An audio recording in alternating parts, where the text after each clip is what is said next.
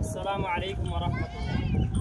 আপনারা যে যেখান থেকে দেখছেন সকলেই অবগত আছেন যে শরীয়তপুর জাজিরা থানাধীন কৈলন মোল্লার কান্দি বিগত 1-1.5 মাস আগে থেকে নদী ভাঙ্গন শুরু হয়েছিল। সেই নদী ভাঙ্গন এখনও ধারাবাহিকভাবে চলমান আছে।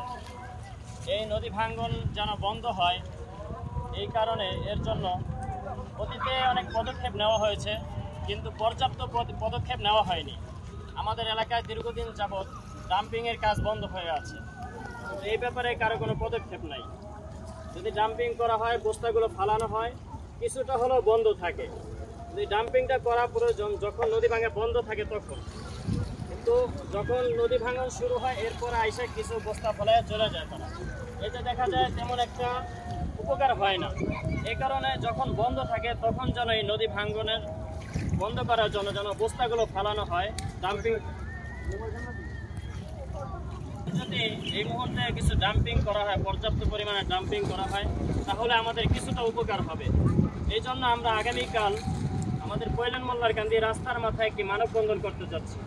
আশেপাশে যারা আছেন, পুরা জাজিরা থানার মধ্যে যারা দেখতে পাবেন এই ভিডিওটা, তাদের প্রতি আমাদের অনুরোধ থাকবে আপনারা এখানে আসবেন।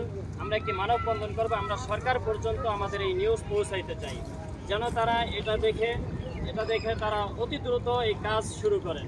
এবং আমাদের এলাকায় কিন্তু প্রতিদিনই ভাঙতেছে, গতকালকেও পর্যাপ্ত পরিমাণ ভাঙছে। আপনারা এখানে দেখেন কি অবস্থা হয়েছে। এই জায়গাগুলো পুরো ভালো ছিল, গতকালকেও এখানটা মোটামুটি অনেক জায়গা ভালো ছিল, গতকালকে রাত্রে প্রচুর পরিমাণ ভাঙছে। ঠিক আছে, এইভাবে যদি প্রতিদিন ভাঙতে থাকে আমাদের এই কৈলন মোল্লার কান্দি আর থাকবে না, বিলীন হয়ে যাবে। এই জন্য আমাদের সরকারের কাছে একটা আবেদন থাকে, অতি দ্রুত যেন এটার ব্যবস্থা নেওয়া হয়।